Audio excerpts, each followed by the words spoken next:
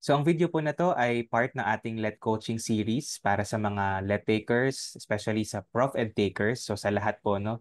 Kasi minsan sa Let, meron ding mga tanong na given yung scores, tapos kukumpitin natin yung grades ng mano-mano. No? So paano natin yun gagawin kung wala naman tayong Excel? Pero kahit ito po ay dedicated para sa mga Let takers, makakatulong din naman po ito kahit sa mga estudyante, no? Sa mga estudyante dyan kahit sa junior high, elementary, senior high school, kahit anong grade level po tayo. Kasi yung topic naman natin dito ay pwede nyo may apply kapag gusto nyo computein yung grades nyo. Ano po, kung medyo grade conscious din kayo, tapos nag-aalangan kayo kung papasa ba kayo o magiging line of 8 ba yung grades nyo or mariretain nyo pa rin yung line of 9. Kung alam po natin kung paano natin kinocompute yung grades, no, dahil hindi tayo masyadong may stress, di ba po, no? Mas kaya nating i-predict kahit papaano yung magiging grades natin. So, ayan po. Meron po tayong ipapakita dito na table. At ito po yung grading system per subject. Applicable po to for all grade levels from grade 1 to grade 10. Ano po? So, lahat po ng ating subjects ay nahati lang sa tatlong aspects. Yung sabihin, tatlong sections lang yung bumubuo ng grades natin. Ito po yung written work. Ito po yung performance tasks at quarterly assessment or yung exam. Ngayon po, iba-iba po ang weight component niyan or yung percentage depende sa subject. Example, kung ang subject po natin ay languages, English, Filipino, or kung meron po kayong foreign language like Spanish or Mandarin or Japanese, so dito po yun papatak. Kung AP din or ESP, ito po yung weight component niya. Kapag naman science at math, hiwalay na po yan. Ito naman yung component niya. Pag MAPE or EPP, TLE, hiwalay din. So kung mapapansin niyo po, kapag ka performance task, mas malaki yung percentage kapag ka sa language, ESP at ESP. AP at ESP. Pagka naman science at math, so equal lang yung written works at performance tasks. Pero sobrang laki ng performance tasks kapag ka MAPE or TLE. So ayan po, no? Kita naman natin, iba-iba po yung grading system per subject. Ngayon, magbibigay po tayo ng example. Halimbawa, ang subject natin na kinocompute ay English. So yun po ay under languages, no? So tingnan natin kung paano natin yun actual na i-compute. Example, meron po tayo ditong tatlong quiz. Halimbawa, meron kayong tatlong quiz, tapos dito nyo makikita yung perfect score, na po, yan po yung mga perfect score, highest possible score, tapos ito yung actual scores nyo. So, halimbawa, sa quiz number 1, naka 16/20 kayo. Sa quiz number 2, naka 23/30. Sa quiz number 3, nagkaroon kayo ng score na 20/25. So ito total po natin yon. So lahat ng quiz nyo, ang total po nun ay over 75 at ang total score na nakuha nyo sa tatlong quiz ay 59. Na po, ito lang po yan, 16 plus 23 plus 20. So ito po yung final scores nyo sa buong written work, ano po, sa buong quarter. Ngayon, ang next step po natin ay gagawin po natin yung 100%. Paano po natin yun kukunin to? So, 59, ito pong score nyo, i-divide nyo po sa 75 doon sa total score, total highest possible scores. Na po? 59 divided by 75 times 100. So, ang lalabas po dyan ay 78.67.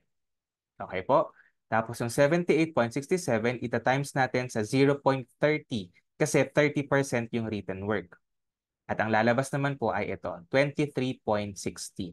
So ibig sabihin po, sa written work, out of 30%, ang grades po na nakuha nyo ay 23.60. Okay po, tandaan po natin yan. Kaya po natin highlight ng medyo brownish or orange kasi po mamaya lilitaw ulit yan sa mga susunod na slide. Okay po. So, tuloy po natin dito sa next, sa performance tasks. Halimbawa po, meron po kayong tatlong performance tasks. Tapos sa una, naka 48/50 kayo. Pangalawa, naka 95/100. Tapos pangatlo, naka perfect kayo, 40/40. So ito total lang po ulit natin yung total perfect scores. Yan po ay 190. Tapos yung inyong scores mismo, 183. Again, 48 plus 95 plus 40 lang po. Dito po yan ang galing na po. Ayan, yung tatlo po na yan. 183/190, yan po ang inyong total score sa performance tasks. Ngayon, Yung 183 po, i-divide natin sa 190, parang ganito. Kasi times ulit natin sa 100. Ang lilitaw po ay 96.32. At dahil yung performance tasks po ay 50% under English, kasi halimbawa po, no, English yung kinocompute natin. So pag ginawa po natin 96.32 times 0.50, dinadecimal po natin, no? 0.50, ang lalabas po ay 48.16. So ibig sabihin po, out of 50% ng performance tasks, meron po kayong nakuha na 48.16. Ayan po. So tandaan po ulit natin yan, kaya natin naka-highlight ulit yan ng orange or brown kasi po mamaya lilitaw ulit yan. Okay, so halimbawa po nakapag-exam na kayo, no? Quarterly assessment naman. Nasaan na yung cursor ko? Nawala na. Ayan. So, syempre, ang exam, isa lang naman po, no? So, laging isa lang yan. Halimbawa, over 40, naka-50 kayo. Halimbawa, sorry, baliktad. Over 50 yung exam, naka-40 kayo. So, 40 divided by 50. Ganun lang po kadali yan. 40 divided by 50 times 100, ang lalabas po ay 80%. Check nyo na lang po sa calculator po ninyo, no? Tapos, dahil 20% ang quarterly assessment, ita-times lang po natin siya sa 0.20 at ang lalabas po ay 16.00. Ibig sabihin, out of 20% ng exam, ang nakuha nyo pong score or percentage na magme-make up ng grade nyo ay 16.00. So ngayon, balikan po natin yung tatlong may highlight natin kanina. Ito po yan. Yung written work, meron tayong 23.60. Performance tasks, meron tayong 48.16. Ito po yung galing sa mga naka-highlight ng orange or brown kanina. Then yung quarterly assessment, 16.00. Pinag-plus lang po natin yan. 23.60 plus 48.16 plus 16.00. Ang lalabas po ay 87.76. Tanong, yan po ba yung mismong grade na lalabas sa card nyo, 87.76? Hindi po. Kasi po sa DepEd, gumagamit pa sila ng transmutation table. At ito po yung transmutation table. Okay? Ayan. Ito po ay galing mismo sa sa DepEd na website. Transmutation table po natin. Ngayon, hahanapin po natin dyan kung saan papasok yung 87.76. Na po? At kung mapapansin nyo po, yung 87.76 ay nandito sa 87.20 to 88.79. At sabi po, ang magiging transmuted grade kapag ganon ay 92. Yan po, pansin nyo. So, 92. Kaya ibig sabihin po, ang lalabas doon sa card nyo na grade ay 92. Ibig sabihin, 92 po yung grades nyo sa English. No? Kung ganun po yung inyong mga score. Okay po? So, malinaw po tayo dyan. Pwede nyo pong i-screenshot ito, no? Yung ating transmutation table para po may copy kayo. No? Hindi naman yan exclusive lang sa mga teachers. Talagang, ano din yan, para aware din ang mga student kung paano sila minamarkahan, kung paano kinocompute yung kanilang grades. Okay po. So, example naman, kung paano naman kung halimbawa yung grades natin na kinocompute ay sa subject pala na math. Halimbawa, math. So, ito na yung gagamitin natin. 40, 40, 20. So, paspasan lang natin. Aha. Okay? So, same lang po ng scores. Ito lang din yung scores kanina, no? Pero iba lang yung percentage ng written work kasi nga assuming na math na yung subject na to. So, sa halip na ita-times natin sa 0.30 lang kanina, tinimes natin siya sa 0.40. Kaya ang lalabas ay 31.47. So, ganun din po sa mga susunod. Tingnan po natin sa performance task. Tinimes natin sa 0.40 instead na sa 50%. No? Kasi 40% lang ang performance task ng math. No? Mas mababa kumpara sa languages. Pero mas mataas naman yung written works ng math dahil 40% yon kesa dun sa written works ng languages, which is ano lang, 30%. No? So yan, pagka tinimes natin sa 0.40, yung 96.32, ang lalabas po ay 38.53. Tapos, ang quarterly assessment, hindi naman po nagbabago. Lagi naman po siyang 20%. So, ganun pa rin. So, kung pagpa-plus-plusin po natin lahat ng na-compute natin, lilitaw po yan na 86.00. At pag tinignan po natin sa transmutation table, papatak po yan dito sa bracket ng 91. Na po? Ibig sabihin, kung yung grades niyo po na yon, yung scores niyo po na yon ay nasa under ng math subject, ang lalabas pong grade niyo sa card ay 91. No? Mas mababa. Pero depende po yan, hindi po laging mas mababa yung math at science kumpara sa languages, AP at ESP. Depende po yan dun sa mga score nyo. Kasi halimbawa dito, kung matataas yung scores natin sa performance task at English yon, masihilahin tayo pataas, no? It so happened lang siguro na yung mga grades na binigay natin sa given ay mas mataas sa performance task kaysa sa written work. Kaya nung kinompute na siya sa science or sa math, na 40% yung written work, so hinatak tayo pababa kasi mababa tayo sa written work. So ganun po, no? Ganun lang ang pagko-compute ng grades, no? Binilisan lang natin para hindi naman kayo mainip sa video. Pero kung hindi niyo pa po masyadong na-gets, pwede niyo pong balikan. Ano po? Yung video, balikan lang po natin. So sa let naman, ganun po, nagbibigay sila ng scores tapos kayo po ang bahalang mag-compute, no? So maganda po, alam nyo rin, kabisado nyo rin yung weight of the components ng bawat subject. Now, paano po kung senior high school? Pag po senior high school, iba na ang grading system. Ano po? Ganito na ang grading system for senior high school. Bale, meron po tayong tinatawag na core subjects. Pag sinabi po natin core subjects, ito po yung mga subject na tinetake ng lahat ng estudyante regardless kung ano yung strand nila. Ano po? So, ayan, written work 25%, performance tasks 50%, quarterly assessment 25%. Ngayon, kung kayo naman po ay nasa academic track, ibig sabihin po yan yung mga ABM, STEM, HUMS, or GAS, o iba pang academic tracks.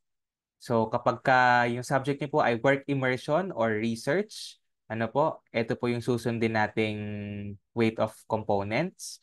Pagka naman all other subjects except sa work immersion at sa core subjects, ito naman yung susundin natin. Iba din ang percentage kapag ang strand po natin ay tech voc o kaya naman ay sports o kaya naman ay arts and design. So, lahat ng subjects except sa core subjects, ito po yan. Ito po ang percentage para sa kanila. Okay po, so pwede nyo lang pong i-screenshot po yan no, para matandaan po ninyo. Ngayon, ano-ano po ba yung mga core subjects? No? No, nilagay din po natin dito sa next slide para po aware din kayo. Ang mga core subjects for senior high school ay ito po.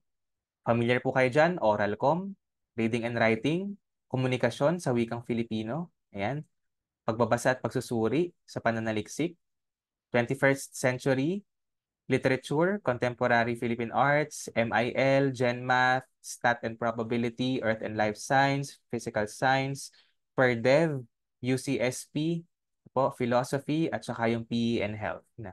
So, regardless kung ano man ang strand natin, tayo man ay STEM, ABM, TechVoc, lahat po tayo ay kinukuha natin yung subjects na to. Kaya siya tinatawag na core subjects na po. At ito po yung kanyang percentage.